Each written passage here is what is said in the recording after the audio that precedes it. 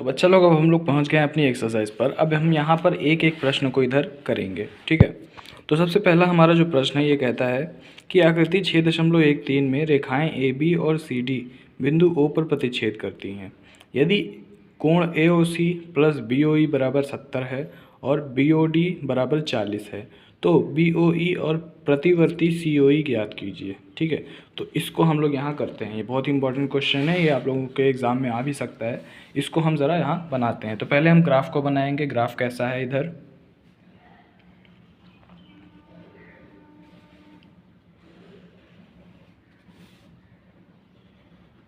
ठीक है। तो कुछ ऐसा हमारा यहाँ ग्राफ बना हुआ है और इसमें ए बी जहाँ पे ये कट कर रहा है वो ओ हो गया, डी और सी ई, ये हमने इसमें इस तरीके से पहले आप लोगों को ग्राफ बना लेना है। ग्राफ बनाने के बाद आप इसको करोगे तो ये आसान होगा। अब देखो, अब हमसे क्या क्या कह रहा है वो हम यहाँ पर रख देते हैं। तो सबसे पहले दिया है, क्या दिया है, दिया है कि जो बी ओ डी है, बी ओ डी मतलब बी ओ डी, ये हमारे पास 40 अंश का है, ठीक है। और ये जो ए ओ सी और ई बी ओ ई, ए और सी बी ओ ई, इनका जो योग है वो हमारा 70 है। तो हम इसमें लिख देते हैं ए ओ सी प्लस बी ओ ई बराबर 70 और क्या कहा है, बी ओ डी बराबर 40, बस इतना। अब इसके बाद हमसे पूछ रहा है कि आप बताएं बी ओ ई ज्ञात करिए और सी ओ ई ज्ञात करिए, सी ओ ई, ठीक है। तो ये कोण और ये कोण हमसे पूछा है, ये कौन सा और ये कौन सा, ये हमसे पूछा है। तो अब हम यहाँ पर बताते हैं इसको। दिया है ये हमने लिख दिया। अब इसके बाद आता है ज्ञात करना है। ज्ञात हमें ये करना है सी ओ ई का मान और बी ओ ई का मान, ठीक है। अब हम यहाँ पर लिखेंगे उत्पत्ति। उत्पत्ति के आगे हम इसको सॉल्व करना स्टार्ट करेंगे। तो अब देखिए, हमने अभी अभी पढ़ा था कि जो यहाँ सम्मुख कोण होते हैं, अगर कोई एक सीधी रेखा है उसको कोई दूसरी रेखा अगर प्रतिच्छेदित करती है तो इसमें ये जो सम्मुख कोण होते हैं ये शीर्षाभिमुख कोण होते हैं और आपस में बराबर होते हैं। इसका मतलब कि अगर ये 40 है तो ये भी कोण हमारा 40 होगा, ठीक है। तो हम यहाँ पर लिख सकते हैं कि कोण ए ओ सी बराबर है बी ओ डी के। क्यों बराबर है, शीर्षाभिमुख कोण होने के लिए, शीर्षाभिमुख कोण होने के कारण। तो ये हम इस तरीके से यहाँ पर लिख सकते हैं। फिर जब इतना हो गया तो हमें ये पता है चूँकि ए ओ सी प्लस बी ओ ई बराबर 70 है तो हम यहाँ ए ओ सी की जगह पर लिख सकते हैं 40। हमें पता चल गया ये 40 है तो हम यहाँ 40 प्लस कोण बी ओ ई लिख सकते हैं बराबर 70। अब हमें बी ओ ई पता चल जाएगा 70 माइनस 40 पक्षांतर करने पर, और ये मिल जाएगा हमें 30 अंश। तो ये हो गया इसका आंसर, ठीक है। अब बी ओ ई हमें पता चल गया। अब हमें केवल ये पता करना है कि ये वाला क्या है। तो अब ये बिल्कुल ही एकदम आसान है। आप लोगों को पता है कि ये जो पूरी एक रेखा होती है, इस एक रेखा पर 180 अंश का कोण बढ़ता है। अब इसमें से ये 40 अंश और ये 30 अंश ये हमारा हट गया, ये 40 और ये 30 हट गया। तो जब 40 30 हट गया तो 180 में से 40 और 30 यानी 70 को जब हम घटाएंगे तो हमें जो आंसर मिल जाएगा वो यहाँ पर 110 मिल जाएगा। हम यहाँ लिख सकते हैं इधर कि हम जानते हैं कि ए ओ सी प्लस सी ओ ई प्लस बी ओ ई टोटल हमारे पास कितना होगा, यहाँ पे ये कोण का साइन लगाना है। टोटल ये हमारे पास 180 होगा। अब इसमें ए ओ सी का मान हमें पता है ये होगा 40 प्लस सी ओ ई हम नहीं जानते हैं, वही हमें निकालना है। प्लस BOE हमें पता है यहाँ पर 30 बराबर 180, ये हो गया। तो अब हम इसको जोड़ देते हैं तो ये हो जाएगा COE प्लस 70 बराबर 180। तो अब COE हमें पता चल जाएगा पक्षांतर करने पर 180 माइनस 70, तो COE हमें मिल गया 110, ये हो गया हमारा आंसर। तो हमने यहाँ पर ये BOE हमने 30 निकाल लिया और COE हमने 110 निकाल लिया, ये हो गया हमारा आंसर। ठीक है, तो इस तरीके से आप लोगों को करना है। अब अगला प्रश्न में हमारा ये ग्राफ बनाया गया है और इस ग्राफ में ये हमसे कह रहा है कि यदि POY बराबर 90 है POY बराबर 90 है और AB का अनुपात 2/3 है तो C ज्ञात कीजिए। अब इसमें हमें ये 90 दिया गया है, तो आप देखिए यहाँ पर ये हमें 90 दिया है, ये एक सीधी रेखा होती है 180 की। अगर हम 180 में से 90 को हटा दें तो ये A और B का जो पूरा योगफल होगा ये 90 के बराबर होगा। अब हमें AB का अनुपात 2/3 करना है, तो यानी कि जो A होगा वो 90 का दूसरा भाग होगा और B 90 का तीसरा भाग होगा। तो हम इसे यहाँ पर इसमें इसको भाग निकाल करके इसमें हम रखेंगे। तो 90 का जो दूसरा भाग होता है, 90 को अगर आप 5 भागों में डिवाइड करोगे तो वो 18 से होगा, 18 पंचे 90, तो 18 का दूसरा भाग, तो मतलब 90 का दूसरा भाग यानी 18 दूना, तो 18 दूना हो जाएगा 36। पहले हम यहाँ लिख लेंगे कि अपना हमें क्या क्या चीज़ें दी गई है। ठीक है, दिया है हमें POY बराबर 90, AB दिया है 2/3 और C हमें ज्ञात करना है। ठीक है, तो अब हम यहाँ पर लिखेंगे उत्पत्ति। उत्पत्ति में हमें पता है कि POY हमारे पास 90 है और उसके बाद AB का जो पूरा योगफल है वो भी 90 है। तो A और B का पूरा योगफल 90 है, हमें इसको 2/3 भाग में विभाजित करना है। A जो होगा वो 90 का दूसरा भाग होगा, तो हम यहाँ पर लिख सकते हैं A बराबर 36, 18 दूनी 36 और उसके बाद 90 का तीसरा भाग B है यानी 18 दूनी 36, 18 तिया 54, 54। तो ये हो जाएगा हमारे पास A और B का मान, ये इतना अंश है यहाँ पर A और B का मान। अब इसमें हमें निकालना C है, लेकिन C को निकालने के लिए हमें ये पता करना ज़रूरी था। अब हम यहाँ देख सकते हैं कि B और यहाँ ये जो कोण बन रहा है YON, ये शीर्षाभिमुख कोण है। तो कोण B बराबर है कोण YON, क्यों? शीर्षाभिमुख कोण के कारण, शीर्षाभिमुख कोण, शीर्षाभिमुख। अब ये पूरा का पूरा जो हमारा होता है ये 180 का होता है और ये शीर्षाभिमुख कोण के कारण बराबर है, तो इसका मतलब ये भी हो जाएगा हमारे पास 54। तो जब हम 180 में से 54 को घटा देंगे तो हम यहाँ पहले लिखेंगे कोण C प्लस कोण YON बराबर 180। अब कोण C प्लस YON हमें मिल गया 54 बराबर 180। तो अब कोण C जो हमें मिलेगा वो 180 में से जब हम 54 को घटा देंगे तो ये हमें मिल जाएगा। अब आप इसको कमेंट करके बताओ कि ये इसका आंसर कितना आया है। सभी लोग बच्चे लोग कमेंट करके बताना इसको, ठीक है? सभी कमेंट करके बताओ कि ये कितना आया है, ठीक है? अब ये हो गया हमारा ये सवाल। अगला क्वेश्चन, तो अब ये जो अगला सवाल है, ये अगला सवाल हमें सिद्ध करने के लिए कह रहा है। इसमें हमसे कहा गया है कि यदि PQR बराबर है PRQ के, यानी कि PQR ये वाला कोण बराबर है PRQ इस वाले कोण के, तो हमें ये प्रूफ करना है कि ये जो कोण होगा ये इस कोण के बराबर होगा। ये हमें सिद्ध करना है। तो चलिए इसको भी करते हैं, बहुत ही आसान है। इसको हम कैसे करेंगे? तो हमें ये पता है कि जो एक रेखा होती है उस पूरी रेखा पर हमें 180 अंश का कोण मिलता है। तो हम यहाँ लिख सकते हैं कि हमें ये पता है कि इस पूरी रेखा पर हमें 180 अंश का कोण मिलता है। तो हम यहाँ पर लिख सकते हैं कि कोण PQR प्लस कोण PQS बराबर 180 होगा। और यही सेम चीज़ हमें इधर भी लिखनी है, कोण PRQ प्लस PRT बराबर 180। ठीक है, इसको हम समीकरण 1 मान लेते हैं, इसको हम समीकरण 2 मान लेते हैं। अब हम यहाँ पर ये जानते हैं कि PQR बराबर है पी आर क्यू के।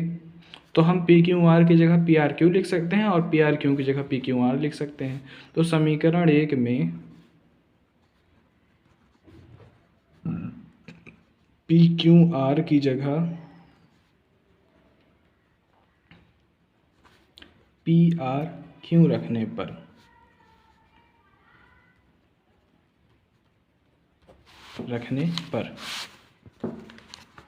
हमें यहाँ पर मिल जाएगा कोण पी आर क्यू प्लस कोण पी क्यू एस बराबर 180। तो ये हमारा समीकरण 3 बन गया। अब इसमें P Q R plus P Q S बराबर 180 है, पी आर क्यू बराबर प्लस पी आर टी 180 है, और यहाँ P R Q plus P Q S हमारा 180 है। तो ये तभी संभव है जब पी क्यू एस और पी आर टी एक बराबर होंगे। ऐसा तभी संभव है जब कोण पी क्यू एस बराबर होगा कोण पी आर टी के, और यही हमें प्रूफ करना था। तो इति सिद्धम, ये हो गया हमारा ये आंसर। इन सब का पीडीएफ आप लोगों को बच्चे लोग डिस्क्रिप्शन में मिल जाएगा। आप लोग डिस्क्रिप्शन जाकर के चेक करोगे, आप लोगों को इसका पीडीएफ मिल जाएगा। ठीक है, तो यहाँ से आप लोग नोट्स बना सकते हो। अब हम आते हैं अगले क्वेश्चन की तरफ। तो अब अगला सवाल हमारा ये है कि x प्लस वाई यहाँ पर आप लोगों को पास दिया गया है, x प्लस वाई बराबर डब्ल्यू प्लस जेड। ये हमें ग्राफ दिया गया है, इसमें एक रेखा है ए बी। अब ये रेखा है, ये हमें प्रूफ करना है। ए ओ बी एक रेखा है, ये हमें प्रूफ करना है। तो इसमें कुछ कोण दिए गए हैं डब्ल्यू एक्स वाई जेड, और ये कहा गया है कि x प्लस वाई बराबर है डब्ल्यू प्लस जेड के। तो आप यहाँ देख सकते हो x वाई ये एक तरफ है और डब्ल्यू जेड ये एक तरफ है, और यहाँ पर हमारे पास कुछ रेखाएं हैं जो इनको काट करके ये कोण बना रही हैं। तो हमें ये प्रूफ करना है ए ओ बी एक रेखा है। तो हम ये जानते हैं कि पहले हम उत्पत्ति लिखेंगे, इधर उत्पत्ति। अब यहाँ पर हम जानते हैं कि x plus Y plus W plus Z total होगा 360, ये पूरा 360 बनता है। तो अब जब x प्लस वाई बराबर है डब्ल्यू प्लस जेड के, तो हम यहाँ पर लिख सकते हैं कि x प्लस वाई की जगह पर हम डब्ल्यू प्लस जेड लिख सकते हैं। तो W plus Z plus W plus Z बराबर 360। ये दो बार आ गया। अब डब्ल्यू प्लस जेड यहाँ 2 बार आ गया, तो हम यहाँ लिखेंगे 2 डब्ल्यू प्लस जेड 2 बार बराबर 360। अब डब्ल्यू प्लस जेड बराबर हो जाएगा हमारा, ये 2 इधर आ जाएगा पक्षांतर होकर भाग में, तो ये हो जाएगा 180। अब W plus Z X plus Y के बराबर है, तो हम यहाँ पर लिख सकते हैं कि अगर डब्ल्यू प्लस जेड बराबर यहाँ 180 नहीं, ये 2 होगा, तो डब्ल्यू प्लस जेड बराबर आ गया 180। ठीक है, तो अब डब्ल्यू प्लस जेड बराबर 180, तो एक्स प्लस वाई बराबर भी 180। अब दोनों तरफ अगर 180 का कोण बन रहा है, तो इसका मतलब कि ये एक रेखा है। हमें पता था कि एक जो रेखा होती है उस रेखा में दोनों तरफ 180 अंश का कोण बनता है। तो इसलिए अतः ए और बी एक रेखा है। बस ये हो गया हमारा प्रूफ, इति सिद्धम हो गया। ठीक है, तो इस तरीके से हमारा ये क्वेश्चन हो गया। आगे बढ़ते हैं प्रश्न। अगला प्रश्न हमसे कहता है कि आपके पास पी ओ क्यू एक रेखा है। ठीक है,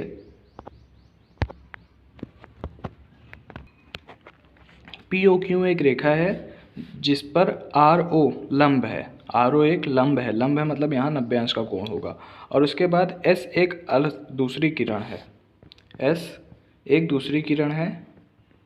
OP और OR के बीच में OS एक अन्य किरण है। सिद्ध कीजिए कि ये आपको जो चीज़ दी हुई है ROS बराबर 1/2 QoS माइनस POS, इसको कैसे करना है आप।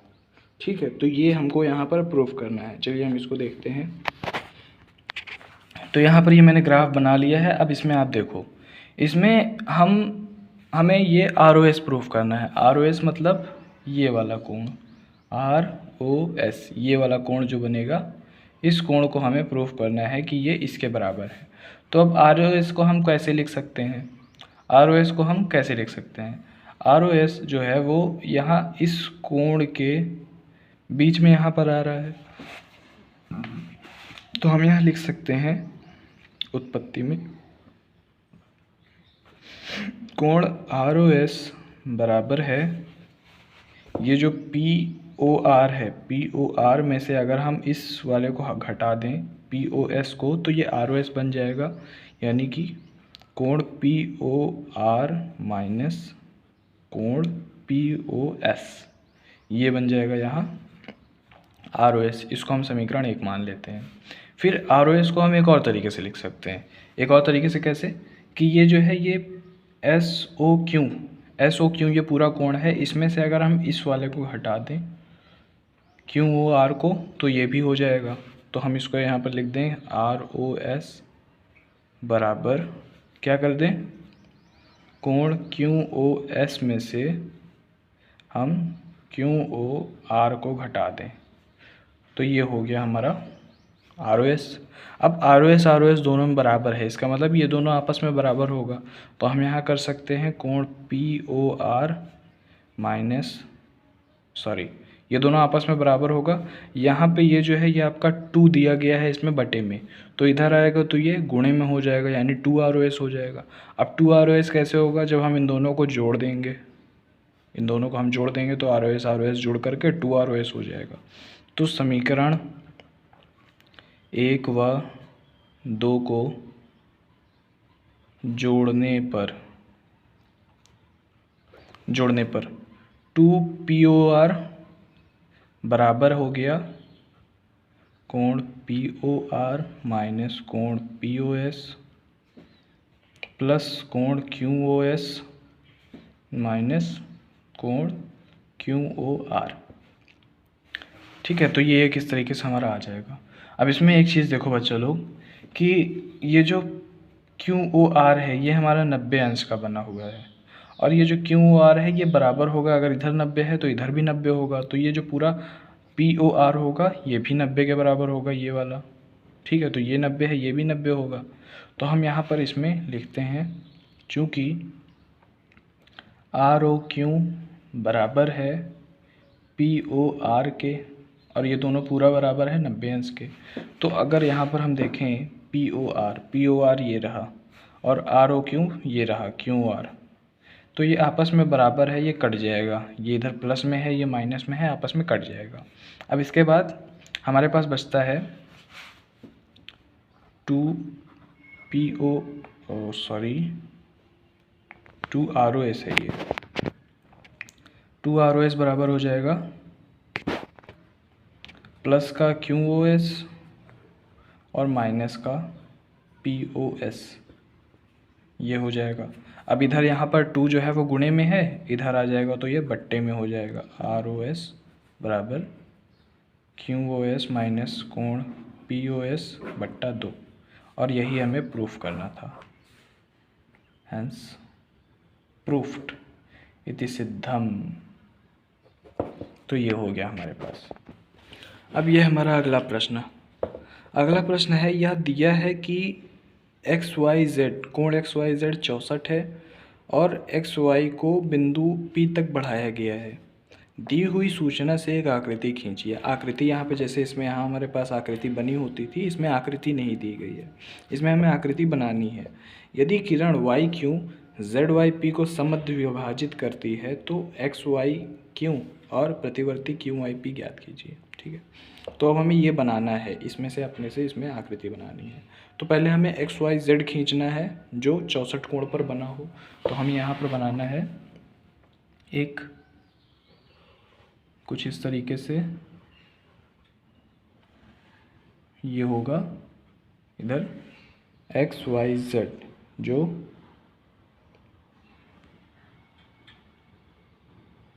ये हो गया यहाँ हमारे पास X, ये हो गया Y और ये Z। अब इसमें और कहा गया है कि बिंदु P तक X को बढ़ाया गया है। इसको हम बिंदु P तक बढ़ाते हैं, ये P हो गया। बहुत ज़्यादा दूर तक मैंने बना दिया, आप लोग थोड़ा कम बनाना, ठीक है। तो ये P तक बढ़ाया गया है। अब इसमें यदि किरण y क्यों ZYP को समद्विभाजित करती है, y क्यों ZYP को समद्विभाजित करती है, तो हम y क्यों एक ऐसे खींच सकते हैं जो यहाँ आपस में ZYP को समद्विभाजित करती है। समद्विभाजित मतलब कि जितना ये होगा उतना ही ये भी होगा। अगर इधर ये हमारे पास a है तो इधर भी a ही होगा, ठीक है। और ये हो गया 64। अब हमसे कहा है कि तो XY क्यों और QYP और प्रतिवर्ती QYP का मान ज्ञात कीजिए। तो हमें क्या ज्ञात करना है, XY क्यों, ये हमारे पास क्यों है, XY क्यों ये हमें ज्ञात करना है। तो यहाँ ये XYZ हमारे पास 64 है और A जो है हमें यहाँ पास पता नहीं है, तो XY क्यों हमें ज्ञात करना है। तो हम इसको पहले ज्ञात कर लेते हैं, A का मान क्या है वो ज्ञात कर लेते हैं। तो हमें पता है, देखो हम जानते हैं, क्या जानते हैं, बहुत कुछ जानते हैं। हम जानते हैं कि 2A, ये जो A है और A मिल करके 2A + 64 बराबर होगा 180 के। तो यहाँ पर 2A बराबर होगा 180 - 64, ये हो जाएगा हमारे पास कुछ 116 और A बराबर हो जाएगा, ये कट गया तो ये 58 हो जाएगा। ये 58 ये भी होगा, 58 ये भी होगा, तो ये हमारे पास हो गया 58, ठीक है। तो ये दोनों 58 के कोण यहाँ पर बन गए। अब ये बन गया हमारे पास 58 का। इसके बाद हमें ये ज्ञात करना है, तो 58 और 64 को हम जोड़ देंगे तो XY क्यों हमको मिल जाएगा। तो ये हमें मिल जाएगा XY क्यों बराबर हो गया A + 64 बराबर 58 + 64 बराबर 8 4 12, 12 का 2, 80 लगा 1, 6 5 11 1 12, 112। तो 112 का ये हमारे पास कोण बन गया XY क्यों। और क्या ज्ञात करना है हमें, प्रतिवर्ती